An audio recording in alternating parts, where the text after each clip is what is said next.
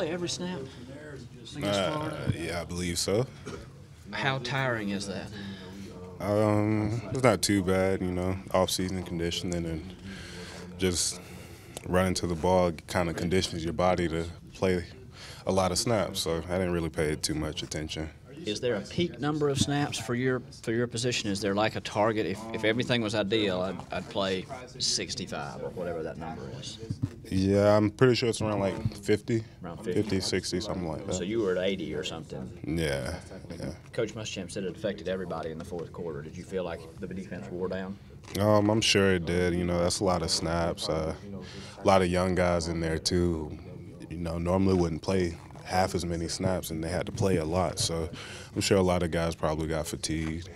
What was the team's mood? How do you process when you lose a lead like that?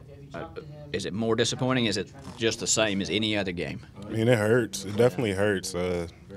You feel like you're in a good spot to win the game, and then you don't win it, and you just after the game you're just reflecting on everything that went wrong, and even if it's something that seems small, it always feels like really big after the game. What do you redo goals? Do you say, okay, now we gotta reprocess where we are, we gotta think about this, or do you really just try to flush it and go every week? At the end of the day, you can get a day, maybe 2 days, and just think about the game and deal with it, and then after that it's on to the next week. You shouldn't dwell on a loss like that because you're going to lose at some point, and you can't sit there and dwell on a loss. So. The every week's a season thing really gets tested this week when you're playing Chattanooga and Clemson is next. Do you feel like that the practice in that will help you keep the focus on Chattanooga this week? Yeah, every week's a season. I mean, we never look ahead of the schedule. It's whoever we have next. It is what it is, and we prepare for every team like we prepare for everybody. So it doesn't really matter. Everybody came in with the mindset. It's Tuesday. Let's go to work. Everybody else looks ahead, though, so I'm sure that you hear it. So does it make it tougher this week to drown that stuff out? No. No. You guys emphasize trying to create turnovers, right? Is it hard to emphasize trying to create turnovers and also emphasize the fundamentals of tackling? Not really, just because of the way that we go about it. It's always, wrap up, first man in, wrap up, second man in, come get the ball. Or, if you have a guy wrapped up and you have an opportunity to get the ball, and you can go for it. But, I mean, at the end of the day, you have to wrap up and bring them down to the ground. What was your reaction when you watched the defensive tape of the Florida game and especially the last 20 minutes of the defensive performance? It was disappointing at the end of the day.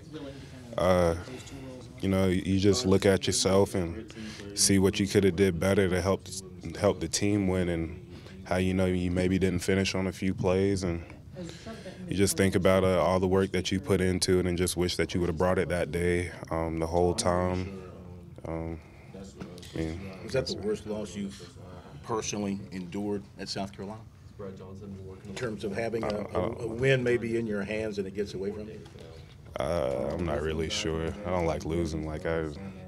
In general, a loss is a loss for me, so. TJ, you humor me a bit, but in tackling drills, what are the actual drills? What do you guys do every day to work on that? Is it with a dummy? Is it with a live runner? I mean, we have a few with dummies. We have 3 or 4 with dummies, and then we have, 2 with live runners. And just a lot of the stuff is focusing on tracking the near hip, wrapping up and running your feet, getting back square to drive them back instead of letting them get more yards. Is it a case where you guys have had to maybe break down some of the approaches from the younger guys or maybe even some of the older guys and say, we need to relearn this before the next 3 games? Not really. I mean, it's always fundamental every single time we go through to practice on those things. So it's the same thing. always the fundamentals first. Is the basics. Always back to the basics when we do that stuff. Has there been one basic fundamental you guys were missing against Florida or throughout the season? Like, was it leaving the feet early, just not getting your arms up, or I what? think the biggest thing was, guys in our league, you can't really butt them down.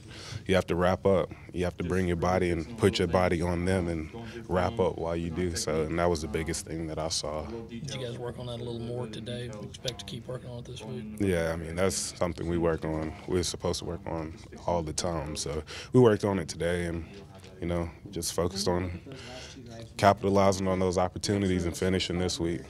How difficult do just the amount of injuries make it now in terms of everybody having to play more and wearing out? Yeah. So, I mean, there's a lot of young guys and, it's difficult. Like, you got to get those guys to understand, it's not practice anymore. It's game time. So, I think the coaches do a good job of getting those guys in positions to where they can feel comfortable and play fast and free. But, that's something that they have to figure out who's best for those positions to do what they need to do so we can win. Do you anticipate folks trying to use more tempo than they even normally would against you just because this is a thin defense now and to take advantage of that specifically?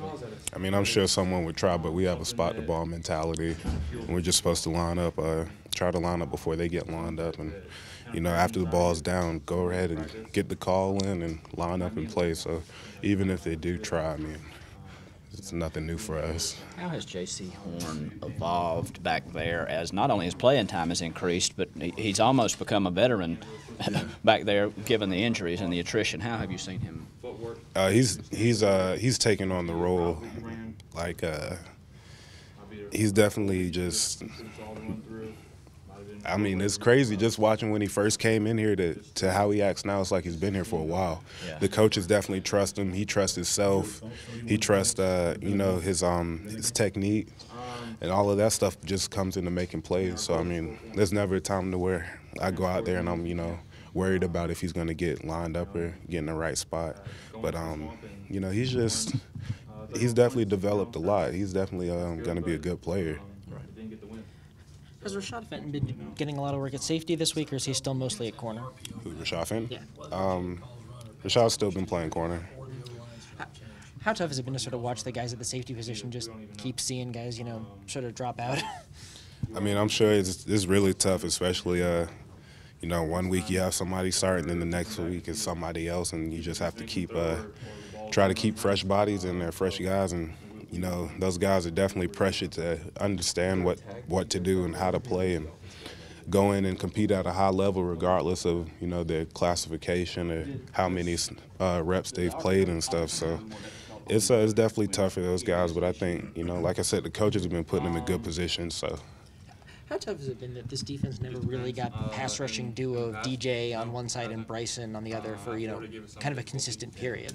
Yeah, that's disappointing, especially, having two guys like that can get to the quarterback. It's definitely not, ideal to not have those guys at the same time. But, you just try to get the next guy in there who can at least add pressure with while one of them is in there. But, at the end of the day, we just have to get to the quarterback and create pressure with whoever we have.